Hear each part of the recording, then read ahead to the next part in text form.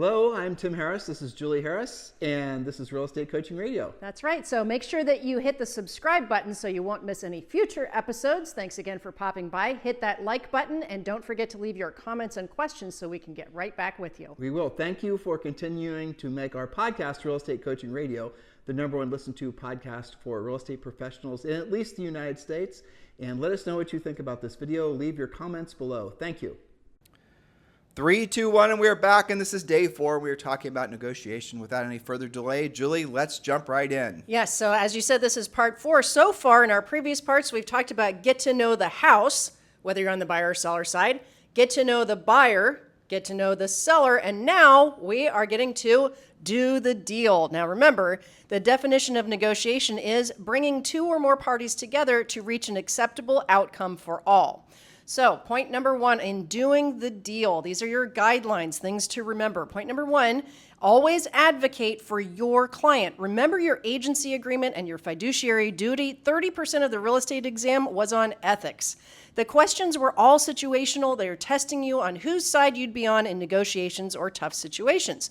So err on the side of your client always and keep yourself out of trouble. Your job is to be a skillful advocate for your client. Make sense? Yeah, should be obvious. It should be, but I always like mindset reminders at the top of our series here. So point number 2, never reject an offer. Always, always counter offer, even if it is coming from a low ball or it seems outrageous to you or your client. Now, this applies for both sides, whether you're on the listing side or the buyer side. So if you submit an offer, what you think is a good offer on behalf of your buyer, and the seller comes back with what your buyer perceives to be an outrageous counteroffer, always, always counteroffer. That's right, because sometimes a buyer is going to come in low just to get the ball rolling, or a seller will counter at the list price, sometimes in previous market even a little bit higher, to show that they're serious about price, but at least they're willing to negotiate. So never let a deal die on your watch. Now, unless you find out the buyer is unqualified at that price range or the seller no longer wishes to sell, but general rule of thumb, don't ever just reject an offer or a counteroffer. There's a lot of skill associated with that, especially if you're representing the seller, because the seller is going to be insulted, so easily insulted. You have these stalwart type people that,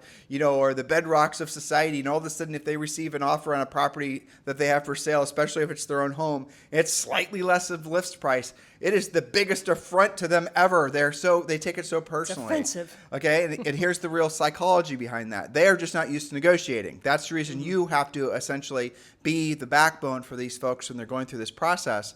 So remember what Julie just said. When you receive an offer, even if your seller is all worked up about it because it's not exactly what they're hoping that they would receive, always counteroffer if it's necessary. If it's a good offer and it's perhaps the best offer, then the smart thing to do is obviously accepting the offer and not negotiating on it at all. And you need to make it clear to the seller that in some cases, accepting the first offer that they receive, even if it is flying in the face of their previous experiences over the last 15 years selling properties. But in a market like this, you're going to want to accept the offer. Julie, I was reading an article, and listeners, this will kind of blow some of you away. You know, of course, about the mansion tax that passed in LA. Yes. Crazy. Okay, and you know about the mansion tax that was in Manhattan and all the rest of it. And so the essence of the concept of a mansion tax is in addition to all, like in LA, if I remember correctly in this article, there was already a transfer tax. Yes. And now there's an additional percent, it depends on what the house sells for. And they were doing this article on houses, mansions, if you want to call them that, for $5 million and above, and how much additional taxes are going to be paid, and how all the sellers that have homes for sale in that price range are basically desperately trying to get rid of these properties prior to the mansion tax actually taking place. But the story was on a property that was $38 million, and the tax alone on this new tax, the additional taxes would be $2 million. Wow. So when the house sold, if it sells after a particular date, and I think it's in the next 30 days, that's when this law takes place, that somebody, either the buyer or the seller, is going to have to pay that additional $2 million. In taxes. Right. And it's progressive, so it depends on what the house sells for. But this is in addition to real estate commissions. This is in addition to, the other conveyance fees. They have conveyance fees, transfer taxes, things like that in LA. Now on quote unquote mansions, you have even more taxes. Now the irony of all this is that where do you think that money, that who's going to end up paying the taxes? Most likely the buyer. And the article is summarizing that, well, this will mean the essentially deflation of luxury properties. It depends on the market. Yeah. In most cases, that's not going to be the case. The properties are just going to get more expensive, which is kind of interesting. But here's the Throw other the tax thing. on the top, right? Right, but here's the other right, exactly. Here's the other unintended consequence of a tax like that. When you have a lot of inflation, which is taking place in a market near you, your market, and you're going to have normal price range houses where someone would have thought, well, I don't care about a mansion tax. My property is worth $650. Well, if you wait 3 or 4 or 5 years, now your property is worth an amount that where your house is now going to be subject to the mansion tax. Well, maybe that's not such a good idea to have a mansion tax. I know. Isn't that interesting? So, yeah, this all goes into the negotiation bucket, doesn't it? Well, again, it goes back to the podcast we did 2 days ago, where it really does take knowing exactly what's happening in the market. And if you're representing a buyer and you're in LA and they're buying expensive properties, you sure as heck better know about that mansion tax, because it does create a lot of really great motivation, leverage for that buyer to, because that seller is going to want to get the property sold before that tax is in place, for fear that they're the ones that are going to end up paying it. So, keep all these things in mind. That would be called exterior motivation foisted upon the seller, wouldn't Exactly. it? Okay, so point number 3, recognize that price isn't the most important item for many clients. A client who gets their closing and possession dates without having to move twice might be more flexible on the price than you think. A buyer who finds their dream home might suddenly be okay paying a little bit more, or even over a list price, to get their dream home. A seller who gets a lease back might take a lower price. So following our pre-negotiation checklist that we talked about on our previous podcast, that's going to sort all of this out and give you some negotiating tactics other than just price. Right. So Point number 4. Point number 4, emotions and logic. Now, this is an interesting one. Of course, you're going to use your comparable sales, your buyer and seller net sheets, facts about days on the market, list to sell price ratio, but don't forget about emotions too. It's okay to toggle back and forth to help your client make the best decision possible.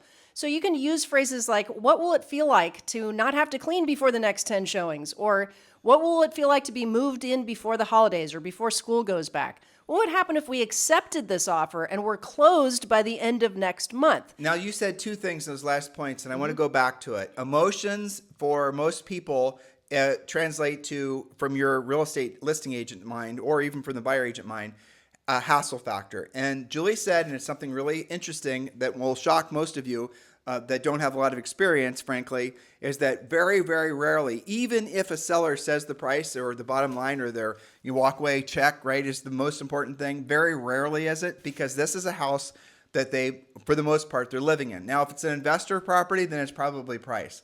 But if it's something that somebody's living in with their family and their dog, then it's going to be convenience. It's going to be hassle factor. It's going to be Johnny and Susie's school schedule. It's going to be the holidays.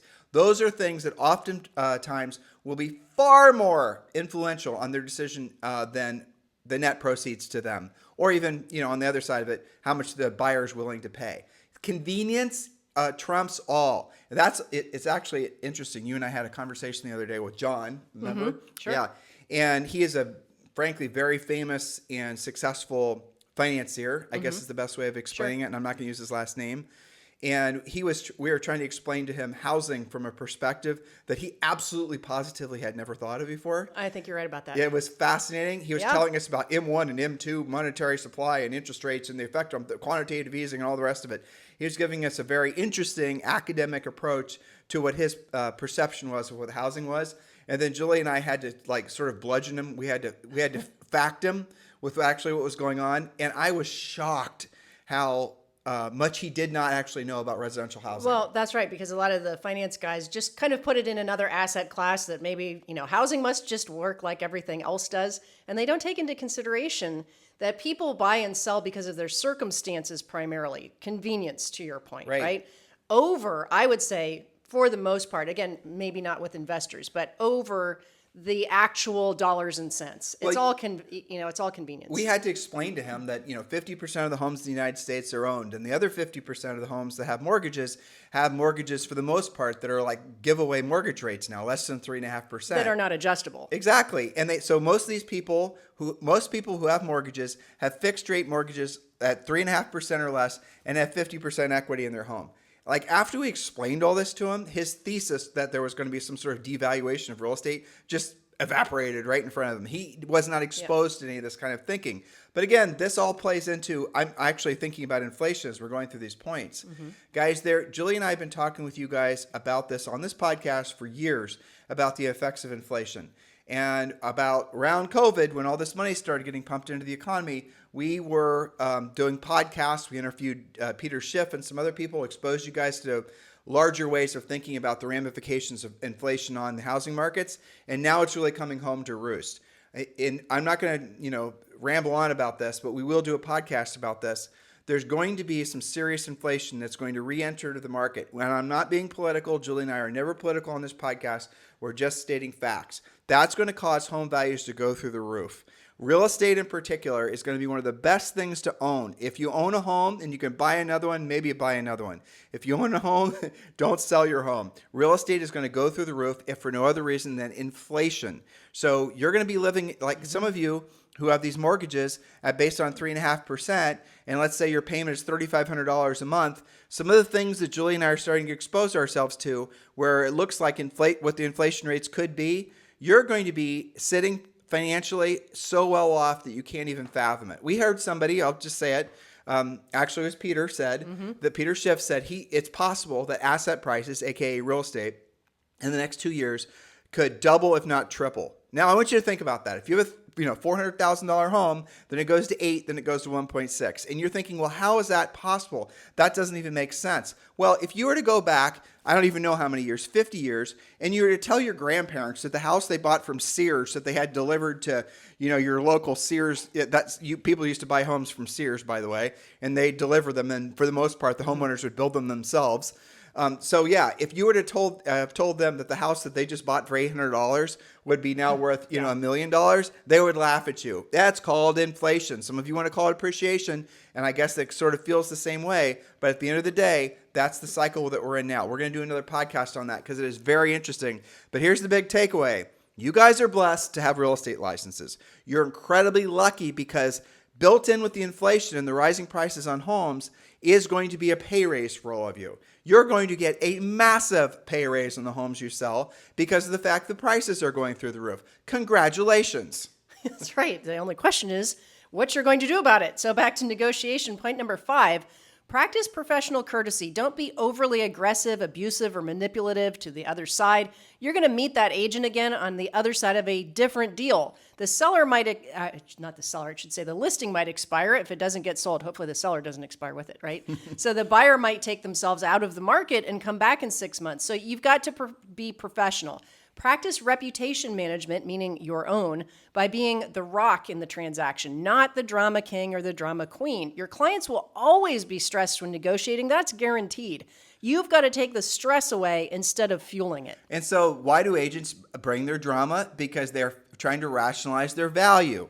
And so what an agent will do, an inexperienced agent will do is, inexperienced could also mean somebody who's been in the business for a long time, but just hasn't really psychologically worked through why they act like, they're the center of everything when it comes to negotiating a deal. It's because they feel insecure about the money that they're making, and they're trying to do a little, art and performance art basically on behalf of their client so the client thinks that they're doing all this work because after all, why would, Bob be under so much stress? It's ridiculous. What you're doing is you're being unprofessional and you're actually adding stress to the transaction that could result in the transaction actually not happening. Yeah, that's right. Sometimes the agent is actually the problem, not the clients, right? Yeah, okay, for sure. So point number 6, know if and when your client is actually willing to walk away. How do you know that? Well, test them on that notion by asking them, if I call you Mr. or Mrs. Buyer tomorrow and I let you know that the other offer was accepted, how are you going to feel about that? Or if you have the listing, if I call and let you know that because we did that last counter, the buyers walked away and bought something else, how are you going to feel about that? You've got to know if and when your client's willing to walk away. And it's not always at the point you think it is. And this is all a scripted approach, right? So for example, when you're dealing with a seller, and let's say you get this house is listed for $750,000, and let's say you get an offer in, and the offer is say $700,000, and the seller is going to be like, "That is ridiculous!" Drama. Okay, and you could say, "Mr. Seller, I completely appreciate the fact that this offer is not in alignment with your expectations or even maybe the market's expectation, but I've got a question for you. If it's 2 weeks from now or a month from now, and we don't have another offer, or the next offer we get actually is for less, I want you to think about this. How will you actually feel? What will that do to your plans to move in the next 90 or 120 days? Because, Mr. Seller, here's the thing. Even though this isn't the first offer, this shouldn't be our last offer. Let's go ahead and negotiate them and then work the deal out. But don't lose any offers, even if they feel like they're too low, over drama or unrealistic expectation from the seller. All sellers are going to have unrealistic expectations. Especially now. Especially now. Every single one of them. And you, dear listener, have been spoiled by this crazy seller's market. Now that is gone, and is going to even be more so over the next 12 months, and over the long period of time, you're going to have to get really good, to Julie's previous point, of being a bedrock. That is the reason that many of you guys are joining Premier Coaching. You're joining Premier Coaching because you want to be around and associated with a like-minded community of real estate professionals who are going to make this their market because of this market. Their mindsets are being of service to other people, and they know the way they're going to do that is through their skill set. Text the word Premier to 47372. Text the word Premier, Premier, to 47372. Or just simply go to premiercoaching.com. You can join now for free, and it does give you immediate 30-day access to Premier Coaching, including a daily semi-private coaching call with one of our Harris certified coaches. So go ahead and text the word Premier to 47372, or just go to premiercoaching.com. Remember, when texting, message and data rates may apply. So point number 7, I want to set this up for a second. This should say, realize that what a client says is a deal killer may or may not actually be. And what I'm talking about here is the distance between when you listed a property or when you started working with a buyer and the things that they say in the beginning versus when you actually have a real offer in hand or when you finally find their dream home, right? Because you don't really know until there's a legitimate offer on the table with real numbers to consider. This is why you never advise just to reject an offer or counteroffer. The client's circumstances or their motivation or their time frame may have changed in the time that the house was listed or in the time that they were looking. So don't make any assumptions without the facts. Julie, it's listed for $800. We're not going to take a cent less than $800. That's what they say when you list the property. Exactly. But then what happens after they give up nights and weekends trying to keep the house clean, trying to get Johnny, Susie, and Bob the dog. 3 open houses later, Bob's Exactly. the dog now. Right. Now all of a sudden, they didn't tell you this, but they're actually way more flexible on price. And it's getting closer to their actual have to sell date, right? When the new construction is going to be done. So you've got to revisit motivation and remind them of their time frames. And remember, the market is wearing them down. Yeah, when I wrote that point, I had all these, memories of you and I would take listings, and at the time the seller would say, "I'm not taking 1 red cent less than this," or "I'm not moving before that date." And then you have a real offer in hand, and sometimes it was completely different than how you thought they were going to react. It. Yeah, take it. Let's just get it done. Yep. So Well, interesting. it's because it's causing stress in their lives, and you initially, it was ego basically. Why do sellers overprice? Here's a little advanced coaching for all of you. They overprice because of ego. Even though you show them the logic of the pricing based on what the market's value, what the market says the house is worth, right? The CMA clearly says the house is worth X, and the seller thinks the house is worth more than X. That's their ego, and they don't, if you try to confront them oftentimes in an unskilled approach, they will fire you if you were lucky enough to get the listing in the first place. So you're going to have, this is the bottom line. Working with buyers is physical labor. It's you out there hoping and praying that they buy a house, giving away your nights and weekends. Working with sellers is really mental labor, psychological labor. But once you learn these skills, they're indelible. You can use them anywhere. You can use them in any market. And the beauty of it is your competition, once you're a skilled listing agent, is virtually nobody. And you'll be surprised. Here's another little special advanced coaching for you. There are virtually no agents right now. And I love you guys. We're just like you guys. But what I'm about to hit you with is a truth bomb. If you've only been selling for the last 15 years and you've never sold in a transitioning market, by the way, if no one's ever sold in a transitioning market like what we're experiencing now, so don't feel bad, right? We've sold in a lot of down markets, and the housing crash was certainly worse than this. But this is a whole new set of gumballs that are going to have to, go into the machine before we figure out what the output's going to be. Well, you don't have the skills you think you have, and many of you, unfortunately, are going to find out by losing on the job. Don't do it. If you're a successful listing agent right now, if you've got listings and you're already feeling the market shift and you're realizing that some of the normal things you've been saying in the past just aren't working, and some of the normal, ways you've motivated buyers to write offers aren't working, you need to upgrade your approach and do it before you lose. Don't let yourself lose once, let alone lose multiple times. It's too expensive. That's right, especially given the average commission these days, right? So point number 8, be realistic with your negotiating based on market conditions. Now, this applies to whether the market is hot or not. So here's some examples. If your listing actually has been on the market for a month and still doesn't have an offer, meanwhile showings are slowing down, well, you might take your only offer more seriously. If your buyer hasn't seen a single home except for this one that even meets their criteria at all, well, they need to offer something acceptable if they expect to actually buy the home. Now, this has a little tiny mini point here. By the same token, if this is a brand new listing and this is the first weekend and there's tons of showings on it and you know there's multiple offers and there's no other choices, well, your buyer's going to have to come in strong on that, aren't they, if they expect to buy it.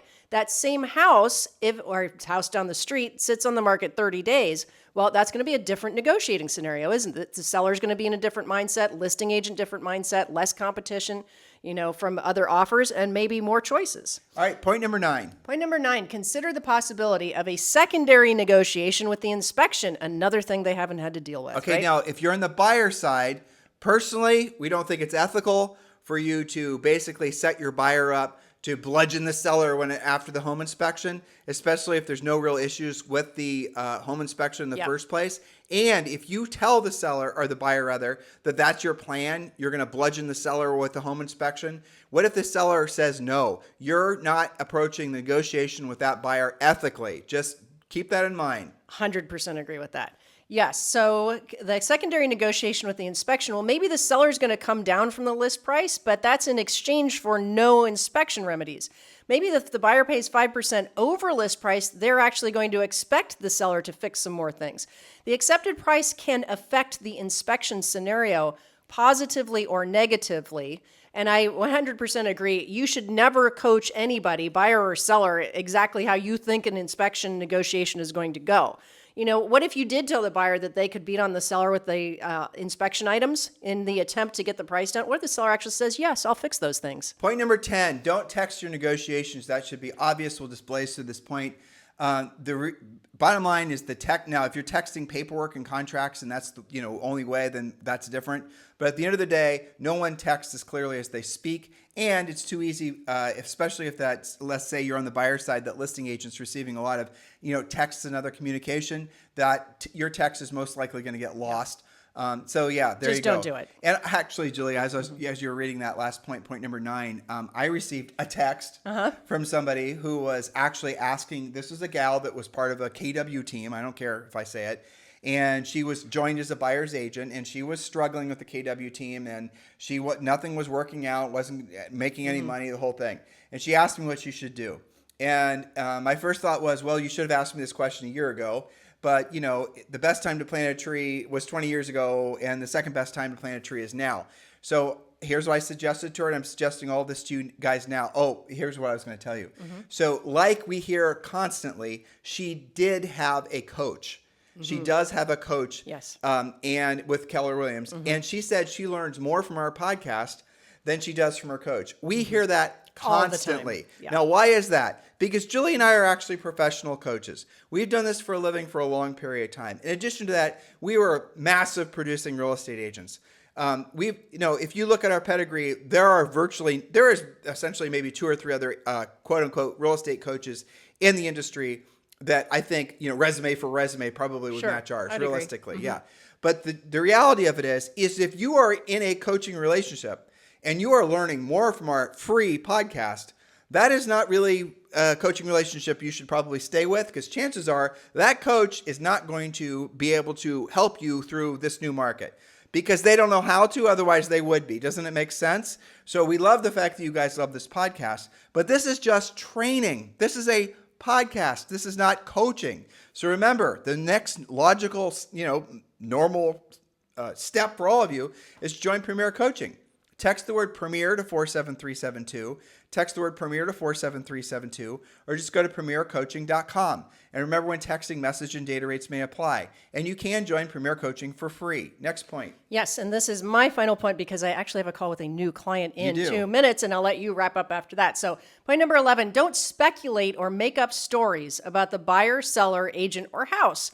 Operate from facts, not fiction. It's easy to make assumptions in the heat of battle, but they are rarely correct. Take a breath and ask yourself, are you thinking this because you have evidence of it, or are you speculating about the seller's situation, buyer's situation, what's happening with the home inspection or the house or any of those things? This comes up on coaching calls when we're doing little diagnostic things, what's going on with a negotiation. And I always say, look, let's not speculate. What are the facts involved in this so that you can make good decisions and advise your clients properly? Back to you. Point number 12, look for a solution, not a fight. Use scripts. And again, this is a scripted approach, but you have to, if you're not a very experienced negotiator, and in this last market, you haven't really had to be. It's sort of taking the highest price and, how high will the buyer go over asking price? That wasn't really negotiating. That was just essentially order taking.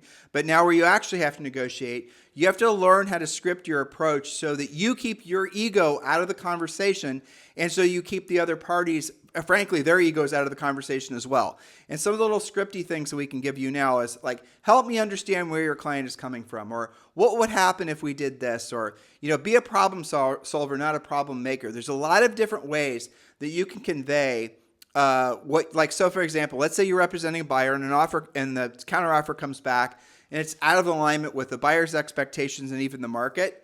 You can ask the listing agent, so help me understand why this is the best option for both the buyer and the seller. So what we're going to coach you to do is how to have conversations that result in home sales, but doing it in such a way that you are keeping your ego out of it, and you're also, because of the way you're phrasing the questions, helping the other side to keep their ego out of it as well. It is a little bit of Jedi mind trick, it's a little bit of NLP, but it's also mostly skills. So hopefully that resonates with all of you.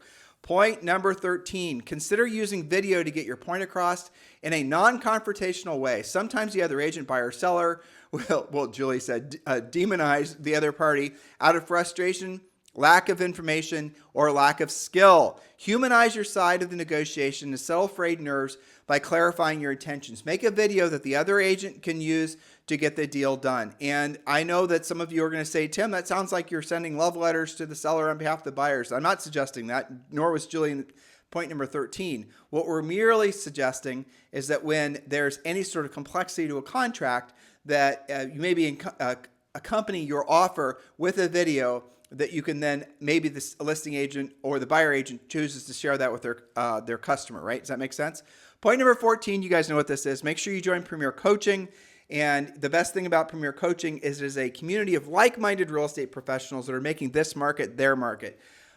So again, Julie and I have been reading, listening to tons of podcasts, and thankfully talking to a lot of really, really smart people.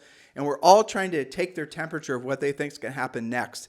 There has never been, in the history of the world, okay, there's a big statement, but it's true.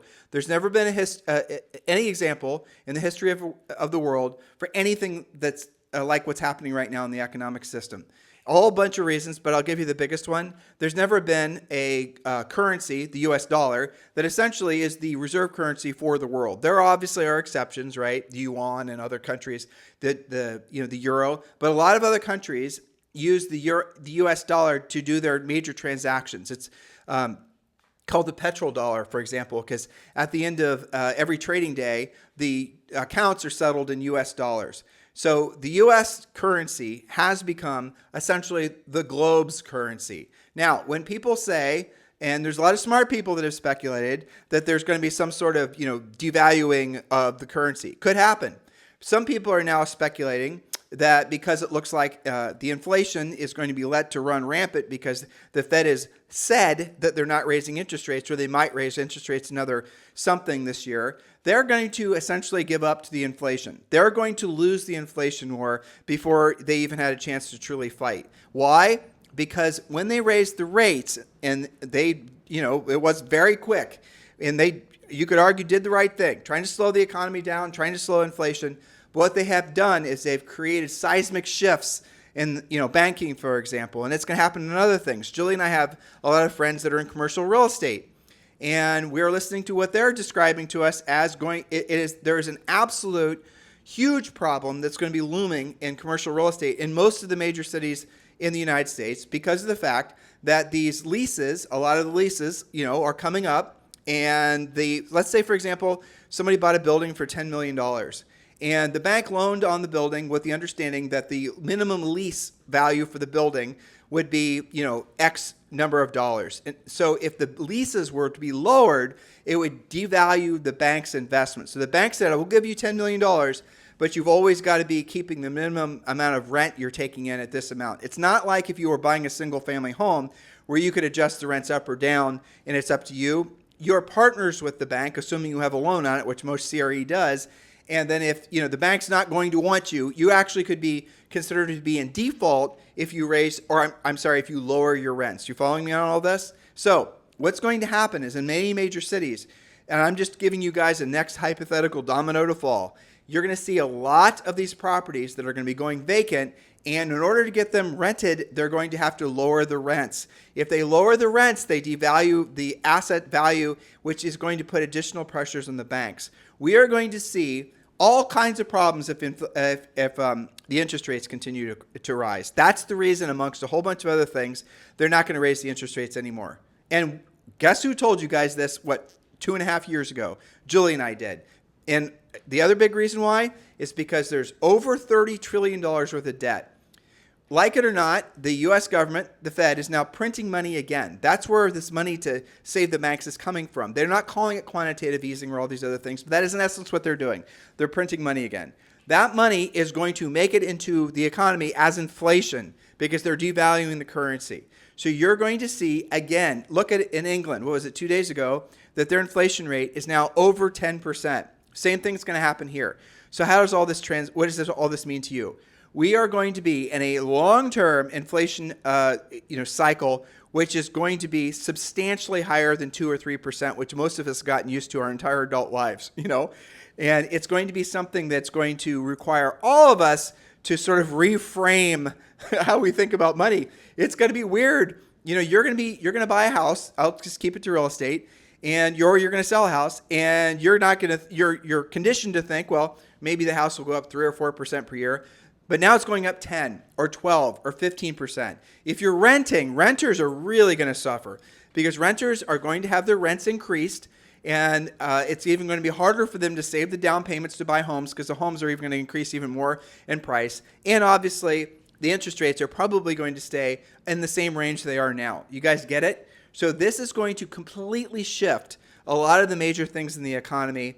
And it's not going to bounce back to the way it was probably for at least 10 years, if not the rest of all of our lifetimes, unless you're like 9 and you're listening. You guys are getting this overarching point?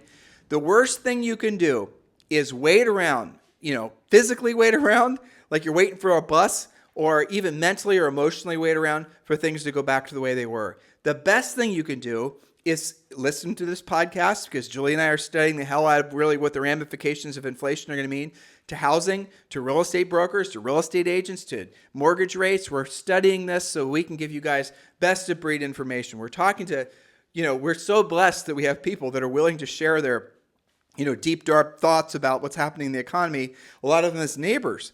Peter Schiff and some of these other people that we know, and they're telling us what they actually think, which, by the way, if you listen to Peter's podcast, which Julie and I do every week, he pretty much, he says there's no two sides of Peter. What he says on his pod is exactly what you hear in real life. But we're going to see asset prices. If you guys want to know, like I've been asking all these guys, so where would you put your money now? Or where are you telling your friends and your family, or are you putting your money? Here's what they all say: assets.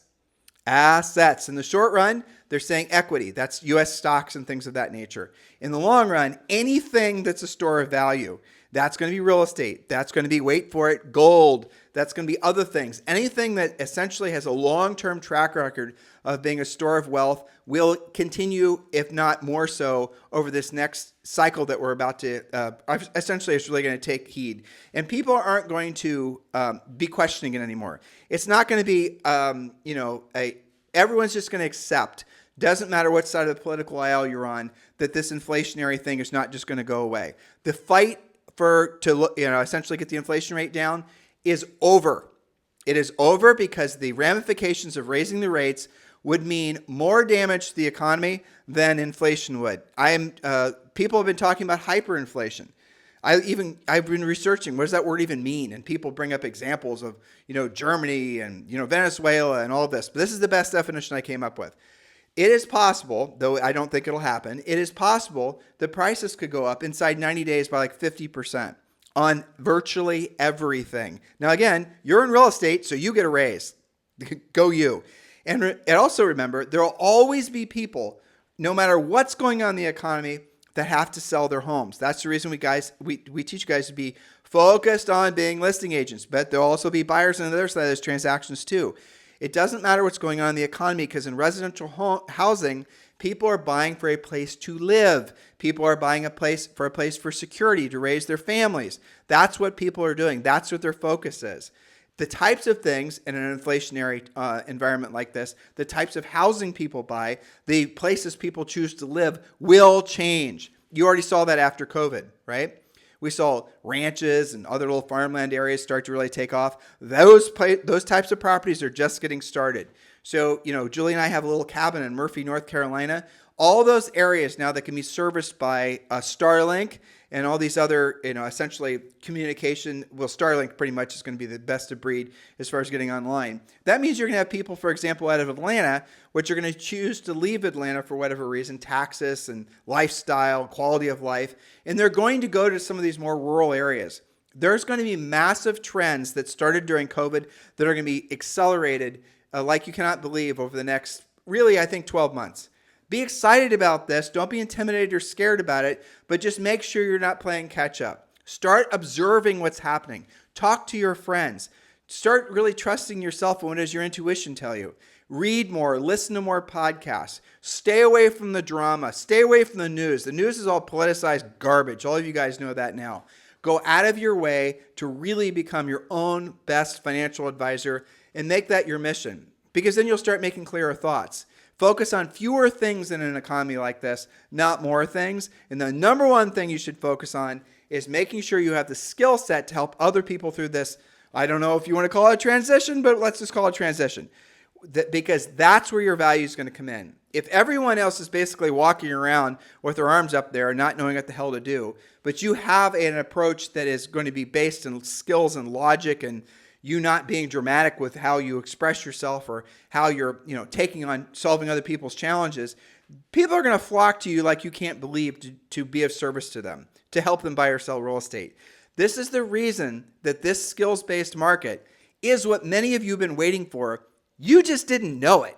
You didn't know how well you can do in real estate because we were in a market that frankly was fake. The last market we were in was artificially enhanced like you can't believe. Well, you believe it now because you're starting to see the ramifications of it, aren't you? So I'll give you this too.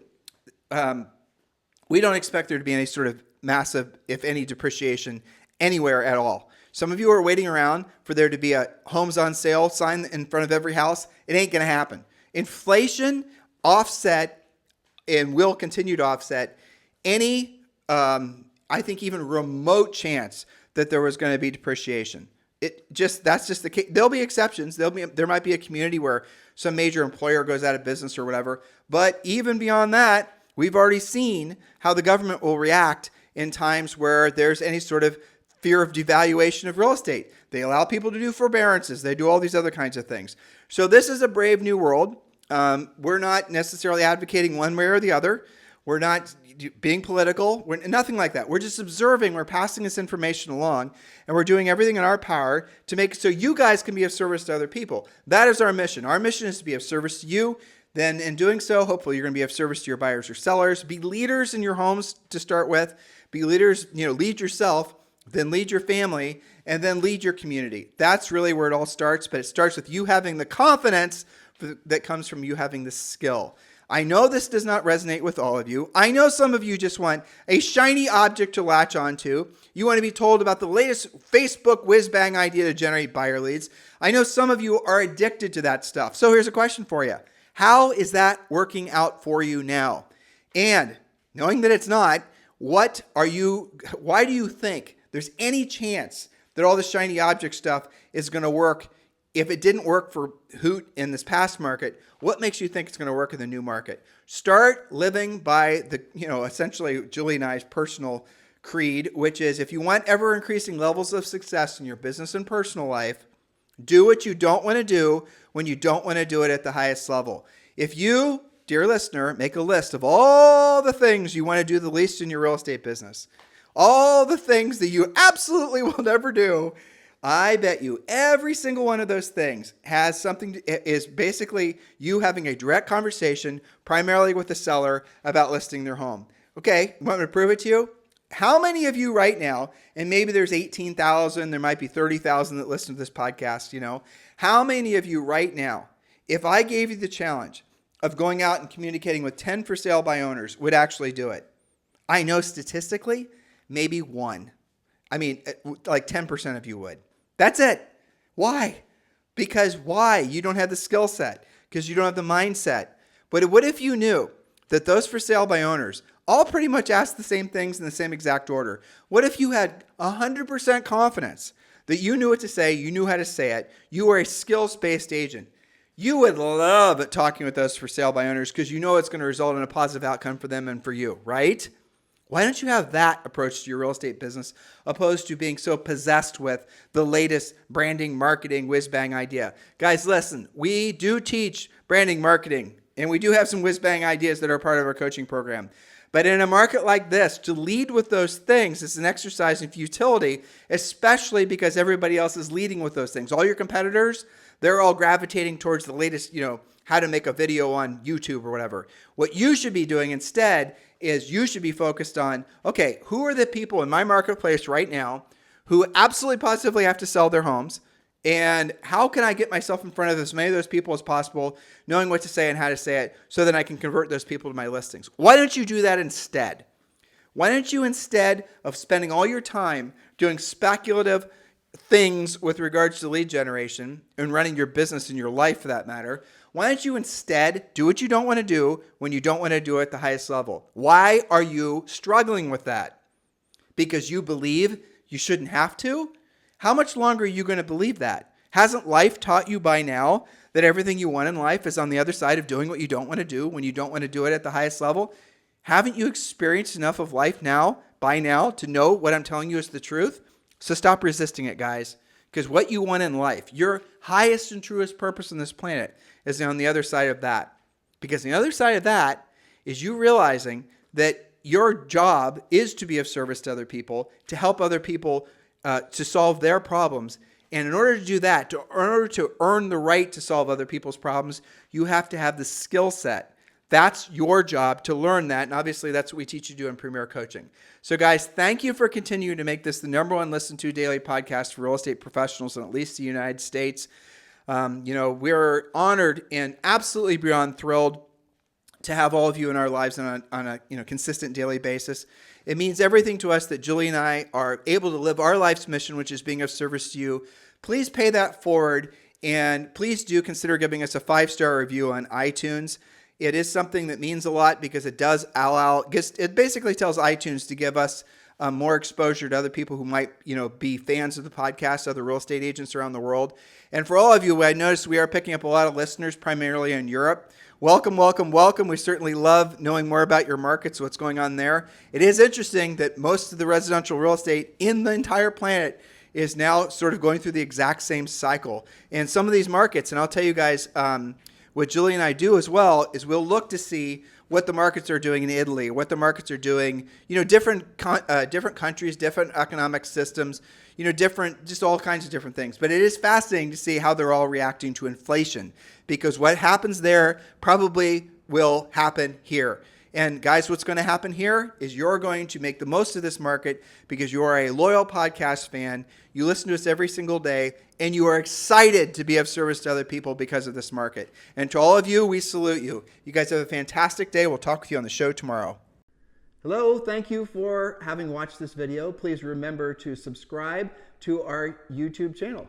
That's right, and don't forget to hit that like button, leave your comments and questions below, and we will get right back with you. Thank you for watching this video, and remember to watch the next one. You're going to love that one.